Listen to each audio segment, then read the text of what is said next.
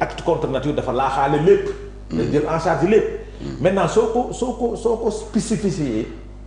yemale ko ci benn mbir dina gën a leer parce que l'homosexualité acte contre nature la moo yaatu na sax parce que jigéen góor buy sëy ak mala.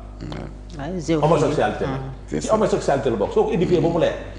soo yokkee peine bi mu war a nekk délit bokkul ak mu war a dem correctionnel bokkul ak su demee crime. man damaa jàpp ni lu ñu war a criminaliser la parce que day tax ñooñu du ñu dugg ci Sénégal. c'est ça. maanaam li am barki démb. du am li am barki démb ba ñaari borom ñaari tur nekk suñu saliba fee di bay am fit di filmer suñu bopp du am. parce que nag man li ma dàkkawarul mooy lay bi ñuy lay kan mooy borom ñaari tur ak kan moo nekkul borom ñaari tur naan Sénégal dafa bëri ay ñoo xam dañoo efféminé c'est-à-dire tey déclaration boobu lañ taxawee. et Adama ma dalal sa xel et puis profiter dindi cette confusion et cette manipulation là wax naa ko léegi point de vue au micro de Ndiogou Diène ak benn avocat bu ñuy wax maître Djibi Diallo xaw ma. waaw loi bi est-ce que du indi confusion ci dëkk bi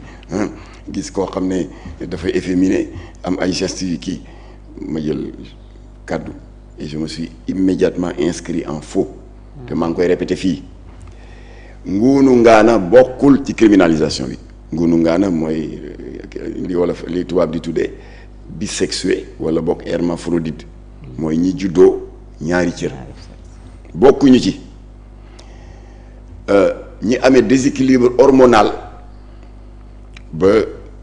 donte la ay góor lañu am comportement boo xam ne c'est efféminé wala seen voix niru taxawaayu jigéen ci doxin ak ci waxin bokkuñu ci na leer parce que am na ñuy def manipulation naan kii dana indi confusion ci dëkk bi gis kuy wax baat bu sew ñu jàpp la wala gis koo xam ne day dox di biij jël ñu jàpp ñooñu bokkuñu ci ce sont des efféminés feebar la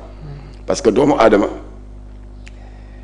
yàlla dafa def ci organisation organisme benn système biologique bu ñu tuddee l'équilibre hormonal voilà loolu tax nag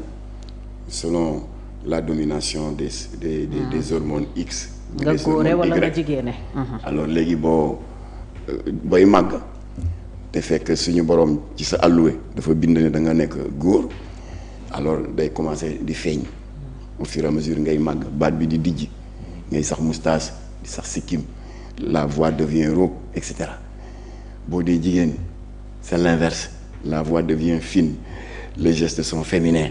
ngay sax yi wee nag et cetera loolu hormones yi ñoo koy def mais am na góor yi juddu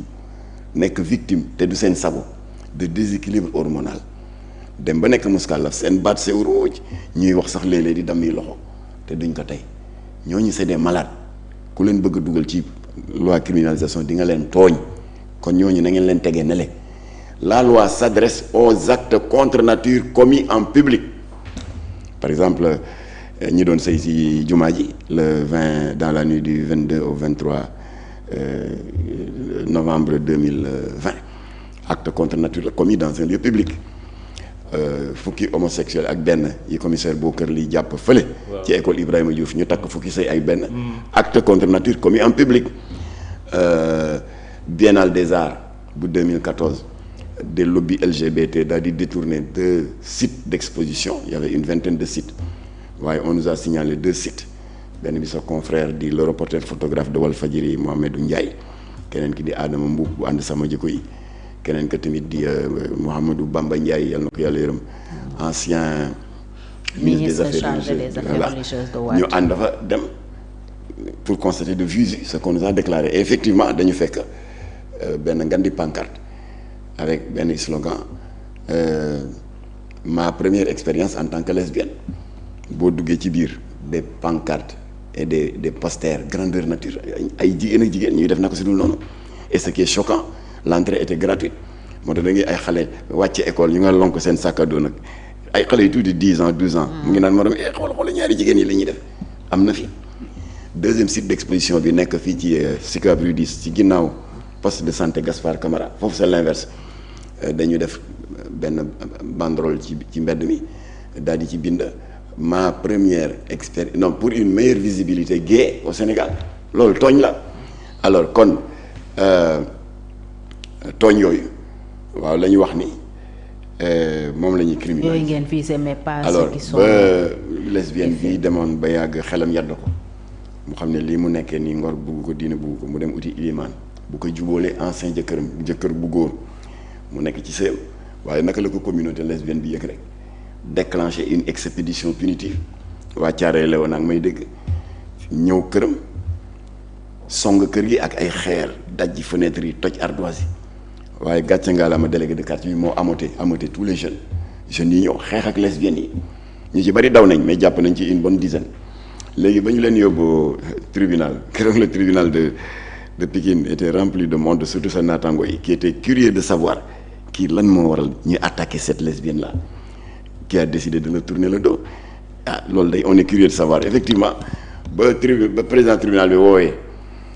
principal accusé bi mais ko waaye soxna si kii ci yéen la bokkoon dem na ba yàgg gis na ne lii rafetul ngor bu ko diine bu ko muy góor jigéen bu jigéen ñi di ko wax lesbianisme mu bàyyi leen uti ab imam bu ko jubóole ak jëkkëram mu dellu ci sëyu faratas yàlla sunnas Muhammad nekk tranquillement dans son ménage yow nga jóg organiser une expédition punitive violente parce que jëkkëru ndaw si ndeysaan dafa xiiboon comme man dafa génnoon pour interposer wu lesbiennes yi xam nga lesbiennes yi dañu bari doole gësam sànni mu ne ko kii bakkan xajoon na ci lu tax nga def lii chef de gang bi ne ko waaw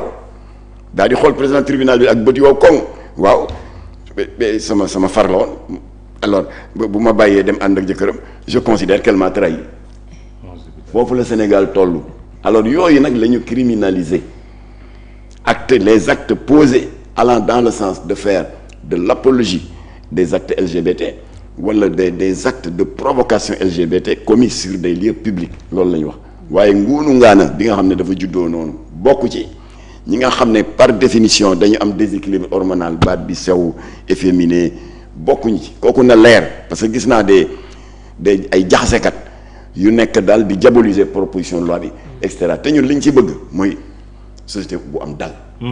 parce que société bu amee ñuy tooñ te kuñ ci jàpp ñaari fan nga génnaat di kookali nit ñi c'est grave. parce que population yi acte contre nature commis en public. en public ça veut dire que yéen nekku leen di rëbb sax ñi nekk. amul rëbb l'islam ci boppam moo jëkk bañ kuy liññatu wala kuy yëddu. mooy li tubaab di wax regarder par le trou de la serrure l'islam nee na la vie privée des gens seen yoon newu ci l'islam a ko wax nit ki bu tëjoo entre quatre murs di jaamu Firawna di raamal Iblis digganteem ak boromam la mais penc bi ñëpp a bokk. qui est un patrimoine commun nga ñëw nee fi lay def say njombe ba pare ne maa tey